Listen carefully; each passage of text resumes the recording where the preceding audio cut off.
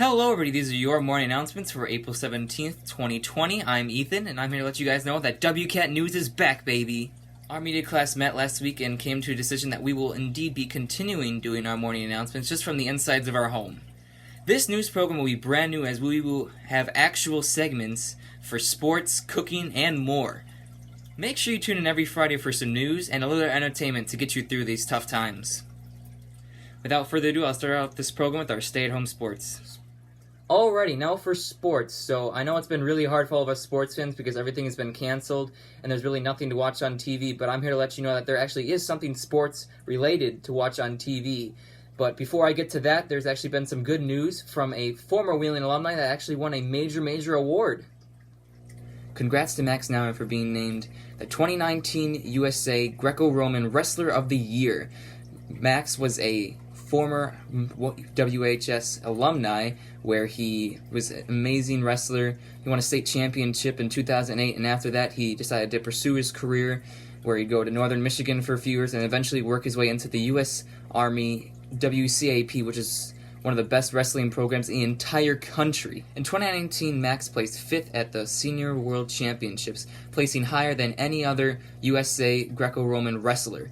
Overall, he now joins a list of wrestlers who have won this prestigious award, with several of them being Olympic medalists and even world champions. Once again, congratulations to Max Nauer on this amazing achievement, and good luck to you in your rest of your future wrestling career. Also going on in sports is a actual horse competition. Yeah, that's right, a horse competition. All us sports fans have become that desperate to look for anything to watch on television, and at the moment ESPN is actually broadcasting 8 NBA and WNBA and even former players all playing for a prize money of $100,000 to split between charities. And they are looking to who has the greatest skill and who could win a simple game of horse at home. So they've been broadcasting that. There are 4 semifinalists left. They are Chauncey Billups, Zach Levine, Mike Conley, and a big major upset last week during the first week of this was Allie Quigley, a WNBA player, beat actually Chris Paul, NBA All-Star. So he's out of the competition and Quigley is in. So those are your 4 semifinalists. So stay tuned for the rest of that. And the championship is coming up, so make sure to go watch that, because if you're like me, there's really nothing else to watch on television besides replays of sports. So this is definitely something competitive to watch and actually can be entertaining at some time. So keep enjoying that. But that is our sports news for today, and I'll send it over to Cameron for our farming update. Hey everyone, it's Cameron here. Hope everyone's doing well. I'm going to address you guys and give you updates about what's going on in the grocery stores and what's happening with farmers and the farming community. So we know this virus is affecting tons and tons of people, people losing their jobs and stuff like that. And I think a group of people that isn't really recognized, a little under the radar, is farmers. Obviously, that's where all of our food comes from, in the grocery store. It just doesn't magically appear there. So when restaurants and food service closes, that has a catastrophic toll on the farming community. Obviously, one example of that would be the dairy industry, which is getting hit the hardest from this pandemic. 40% of milk goes into food service. So those farmers that are shipping their milk off to food service or restaurants, well, they have nowhere to go now. And what's happening actually is that they are dumping their milk. Some farmers are dumping as much as 50,000 gallons a day. It is absolutely crazy. Just imagine going, just picture 50,000 jugs of milk. That's how much they're dumping in one day.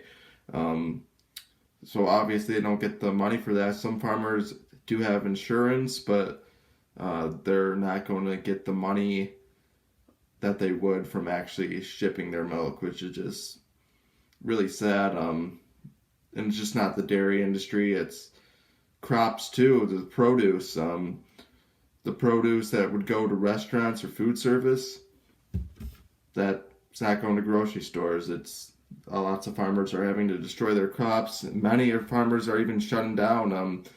I know there are some companies food service companies and stuff just telling the farmers, yeah, just sell out. You should just shut it down, which is crazy to think about because for some of these people, this is their livelihood. This is their life. This is all they know. And then someone's telling them, yeah, you should just shut down. You can't do it anymore. And it's just, think about how heartbreaking that would be. But yeah, and then we have the meat industry, which is, we're having big problems there. 2 huge plants shut down.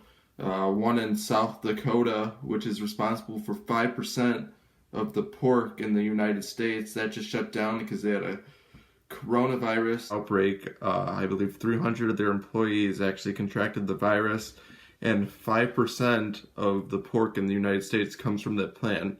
So absolutely catastrophic blow there. And then same thing with another beef plant in Colorado. They had to shut down due to a outbreak.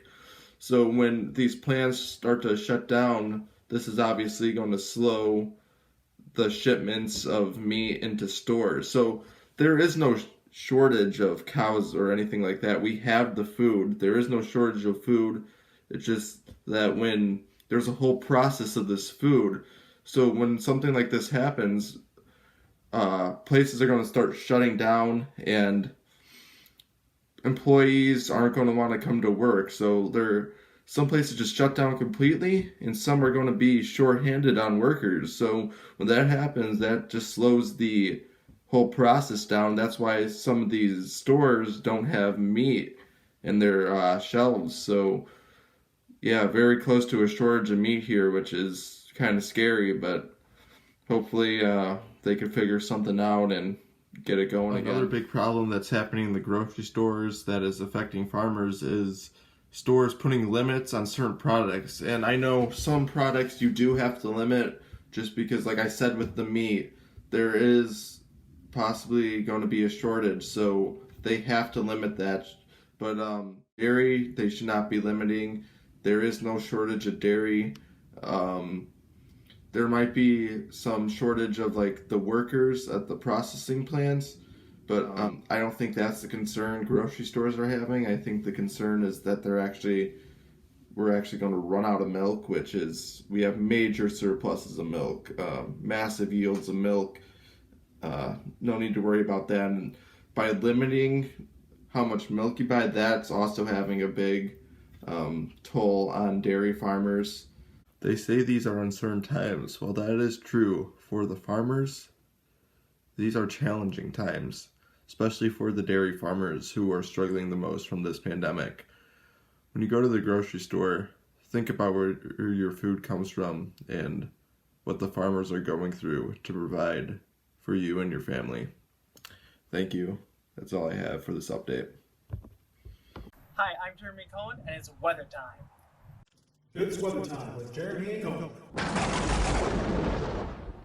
Hi, my name is Jeremy Cohen, and here is weather time for the week of April 19th, 2020. Now, before we get into that, let's bring it on with our weekend report. What? Snow? Yeah, according to our resources, there might be snow today, Friday, April 17th, 2020. Now, if that is the case, make sure you bundle up and stay indoors. Now, for our Saturday, according to our reports, it'll be partly cloudy but mostly sunny. And the temperature will be perfect at around 50-ish degrees, a little brisk, but doesn't hurt anybody. Now, that seems to be our theme for most of our week, except for Wednesday, which we can expect to see showers. But that's okay. Make sure you stay indoors, or you could go outdoors and take a shower. It doesn't matter.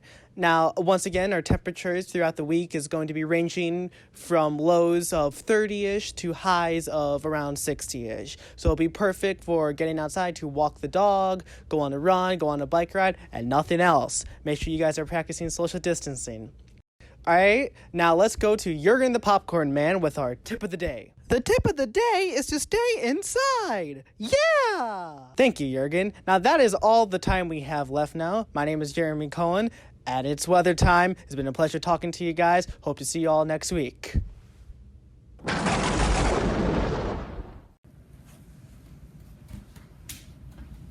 Oh, hey. You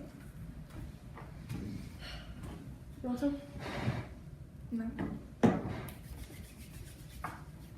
Oh, we're starting. Hey, Wheeling. Today we're going to be recommending one movie and one TV show. I'm Peyton. And I'm Emmy. So today, for the TV show, I'm going to recommend Stranger Things. You know, it's going to make you laugh, it'll make you cry, it'll make you jump a little bit. It's a little bit scary, but not too scary for the kids, you know. And it's an adult show, too. I wouldn't say it's like it's just an everyone's show. Yeah. You know, it's like sci-fi, kind of a little mystery, some comedy. The characters are hilarious. Like, if you've seen Finn Wolfhard, for example, pretty funny. Winona Ryder, you know, a classic actress. So, just a great show. If you haven't seen it already, you're probably living under a rock. But no judgment here. We don't judge people We don't here. judge. So, No. just get on your horse and watch it. So, now for the movie. Alright, so the movie that we're recommending this week is Ant-Man and the Wasp. For you Marvel fans out there, this is probably something you've already seen multiple times before, but if you're not a Marvel fan, it's still fun to watch. There's action, there's comedy, lovable characters. Paul Rudd. Paul Rudd. Great guy. Did I mention Paul Rudd? Great guy. Great guy. Yeah, it's just an all-around good movie. So, Ant-Man and the Wasp, both of these can be found on Netflix. We're gonna try and stick to one streaming service per week, so it's pretty simple. Yeah, so next week maybe Amazon Prime, Disney Plus, Hulu, even Comcast Cable. Yeah. So we're just, you know, you never know. It'll always be something different. You know, maybe something you have, maybe something you don't. Different genres, Yeah. the whole shebang. Yeah. So, all right. Well, thanks for tuning in, guys. I'm Emmy. And I'm Peyton. And you stay classy, Wheeling High School. Ugh.